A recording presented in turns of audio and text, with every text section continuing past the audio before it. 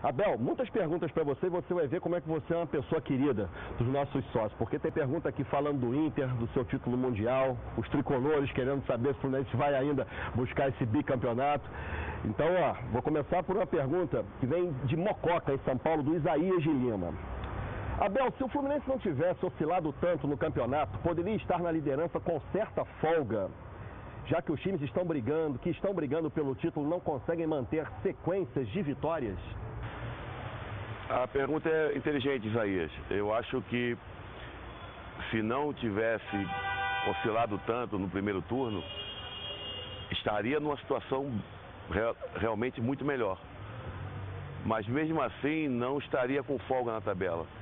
Porque mesmo Flamengo e Corinthians, que tiveram um aproveitamento de 90% no início da competição, conseguiram ter essa folga, né? A coisa está muito junta, muito igual, muito nivelado, muito perde e ganha. E mesmo com essa última derrota que tivemos para o Flamengo, nós não vamos cruzar os braços e achar que não dá mais. Vamos continuar na luta, continuar brigando, e nosso grande objetivo é chegar em primeiro. São duas perguntas de dois assinantes do Rio Grande do Sul. O Rubem José Scherer, de Porto Alegre, e o Mário Fernando Garcês, de Couto de Gravataí. As duas são basicamente a mesma pergunta. O Rubem José diz o seguinte: como colorado desde nascença, sou teu fã incontestável. Você ainda pensa em treinar o Internacional nas próximas temporadas? E te diz o seguinte, que aquela vitória do título mundial está até hoje viva na mente de todos os torcedores. E o Mário fala o seguinte: tu treinarias novamente o Internacional ou tu achas que o teu ciclo no clube já acabou, Abel? Não, acho que o ciclo de ninguém acaba. E segundo, dizer que eu também sou fã do Inter. É muito legal essa troca, né? Essa recíproca, porque eles me têm como fã. Pô, sou fã do Abel, pô, muito legal. Mas eu também sou fã dessa torcida, sou fã desse clube, né? Um clube que marcou muito. Eu, como um treinador sendo de fora do estado, né? É um pouco incomum. Eu trabalhei naquele clube 5 vezes, foram 5 passagens. Então, com certeza, já entrando na outra pergunta, um dia voltarei. Eu não tenho a menor dúvida disso, porque se tem um clube que eu tenho que encerrar a carreira, ou é no Fluminense ou é no Inter, entendeu? Como estou aqui agora e pretendo ficar aí, de repente, mais 2, 3 anos, depois vou ter um tempo muito pouco para parar, talvez tenha que encerrar lá. Ou esse contrato aqui seguiu, pegar alguma coisinha daqueles múltiplos do Ferguson, do Manchester, ficar aqui uns 4, 5 anos aí e paro de vez. O Rodrigo de São Paulo, Rodrigo Fiore, eu não tive a oportunidade de te ver jogar, Abel, mas como técnico te considero um dos melhores que já vi. O auge da sua carreira como técnico, eu acho até que você já respondeu isso, foi o título mundial com o Internacional? Claro, né? No fundo, claro, esse foi o mais importante. Mas antes desse foi a Libertadores, porque nunca tinha conquistado a Libertadores. Nem eu, nem o Inter. Quer dizer, você estava falando naquela oportunidade, um treinador com 17, 16 anos de carreira. Mas do Inter você falava do clube centenário. Um grande clube que nunca tinha conquistado, entendeu? Então aquilo foi extremamente importante. Depois veio o Mundial, foi extremamente importante. Aí daqui a pouco a gente se vê com 5 dias de treinamento, num torneio em Dubai, com equipes fortíssimas, Ajax, Nuremberg e Inter de Milão. Ganhamos a final da Inter de Milão. Depois de eu sair do país, consegui 3 títulos jogados no país, uma Copa de Salate, uma Liga Nacional, que é o Campeonato Brasileiro, e a Copa do Presidente, que é como uma Copa do Brasil, que jamais na história da Al Jazeera tinha sido conquistado. Em 3 anos nós conquistamos 3 títulos. Então tudo isso marca, entendeu? Marca. O Mundial já tem um tempinho que passou e agora eu estou voltado totalmente, sinceramente, com tudo isso de importante que eu conquistei, é que eu posso conquistar alguma coisa de muito importante aqui no clube que eu estou agora. Abel, agora pergunta relacionada a um clube outro, um dos outros clubes do Rio de Janeiro, já que você dirigiu os 4 grandes do Rio. Mas o João Gilberto Casado Barbosa, de Maceió, em Alagoas, te pergunta o seguinte: você tem vontade de voltar a treinar o Mengão, segundo ele, o maior clube do mundo, Abel? Isso é complicado, viu? A tua passagem lá foi marcante, né, Abel? Ah, minha passagem lá acho que foi muito boa. Foi muito boa porque conquistamos um título estadual de forma muito positiva. Trabalhou com o Júnior. Amei trabalhar com assim. A pessoa é ao concurso para mim. Está fora de qualquer contexto normal de integridade, de disponibilidade, de bom caratismo. Espetacular. Chegamos a uma final de Copa do Brasil, né? Onde o mais difícil nós tínhamos conseguido, que era um empate fora de casa com gols. E realmente veio aquele momento muito triste para todos nós, para todo o rubro-negro, que vivenciou aquele jogo. Nós da comissão ficamos realmente... Mas são coisas que acontecem.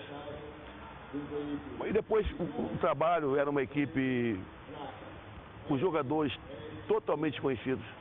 Ninguém conhecia esse Júlio César, que estava aqui no Fluminense agora, que agora foi para o Grêmio, Diogo, muitos garotos, Ibson, que foi lançado, o Robson, que justamente na final, no último jogo, era um jogador importante dentro do esquema, se machucou com 5 minutos, teve que largar o jogo. O trabalho estava continuando, mas aí eu senti uma certa... O lado do Flamengo que eu não conhecia, entendeu? Eu nunca me meto nada que está somente no campo. A minha função é relacionada ao campo. E senti que começava a haver uma predisposição em relação ao Júnior, né? Mas coisas fantasmas, coisas que a gente escutava, percebia, mas não sabia de onde e como vinham. Então vi que tinha muito a ver com uma coisa política e preferi sair, porque naquela altura o Márcio estava nos Estados Unidos e era uma maneira de repente tentar fazer chegar a política até o Júnior para tirá-lo. Talvez fosse mais fácil tentar pro lado do Abel, que não tinha aquela relação que o Júnior tem com a torcida rubro-negra. De repente as pessoas achando que o Júnior, eu saindo, também sairia. E eu fui muito claro com ele, cara. Eu estou saindo porque eu não entendo dessa política aqui. Então ele continuou o trabalho, mas de tudo isso foi prazeroso. Não posso dizer que não foi ter trabalhado no Flamengo e ter trabalhado com o Júnior, com o Zé Maria Sobrinho, pessoas que me marcaram profundamente. Além do Márcio Braga, né? Uma pessoa sempre extremamente correta.